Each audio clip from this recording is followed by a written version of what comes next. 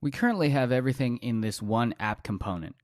That's not really going to scale well when you start having multiple components and different parts of our website. We'll start moving things towards the more modular approach and start doing multiple components.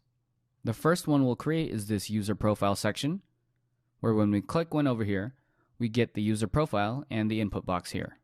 Let's go ahead and create that new user profile component. Let's go ahead and create this user profile now. Under app, create a new folder called users, and we're going to segregate out all the users components into this folder. Inside of that, we'll create a new file, userprofile.component.ts. And here's where we really get to start moving quickly. The app component took us a little bit because we were learning a couple new things. Here, we'll just start moving pretty fast. We'll go import component, the Angular core, and then we'll create our component decorator, selector, template, and we'll export the class as user profile component. Let's grab the template from the app component HTML. It's going to be this entire section right here.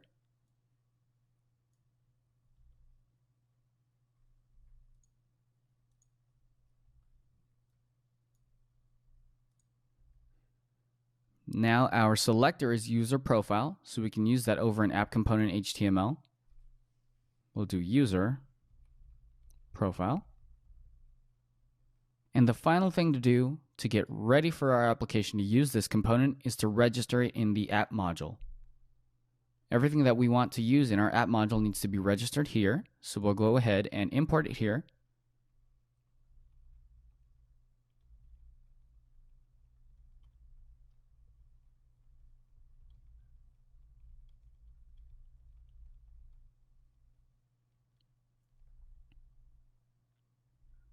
Looks like we're referencing that wrong. Let's delete that app here.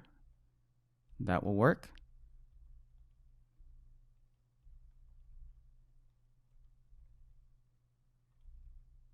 And we'll put this in the declarations. The declarations is going to be any components or directives that we want to use. Imports is going to be any modules that we want to use. Let's take a look at our app now. All right, looks like something went wrong there.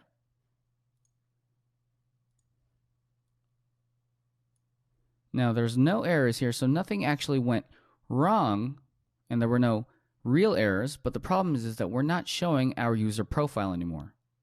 The reason is if we go look at our user profile,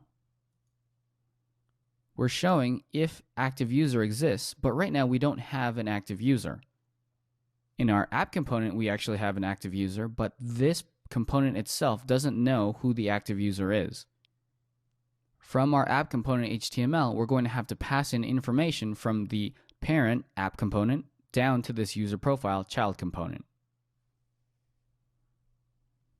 Now, the way to put information from a parent component into a child component is with using the @input decorator. Let's take a look at how we can use that.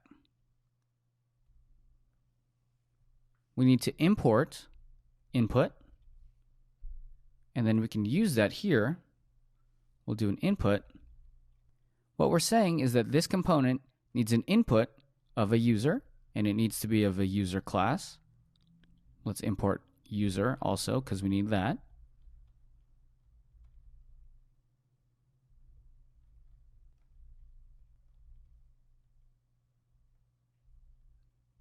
Now our user is going to be part of this component, and we will change active user to user.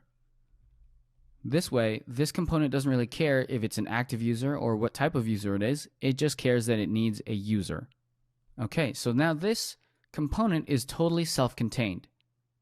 It's just asking for an input called user, and then it will show that input for user. What's really cool about this is we can use that user profile in multiple parts of our application. Maybe this isn't the only place we want to show a user profile. Maybe we want to show a profile also on an about page or something like that. The last part of this, let's actually get input into this component. from app component HTML. For user profile, we'll pass it in here. We'll use the property binding since we know that is a one-way data binding into the template. We'll do user is equal to active user. Now we know that if an active user is chosen on this app component, it will get passed into this child component, user profile, as the user. Let's give this a try. Select one and everything works just like it did before.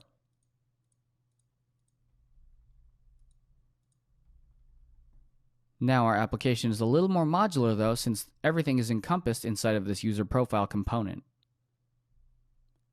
This is great and all, and we have 3 users here, and we are able to show their profile information. Let's create a component so that we can actually add new users to this list.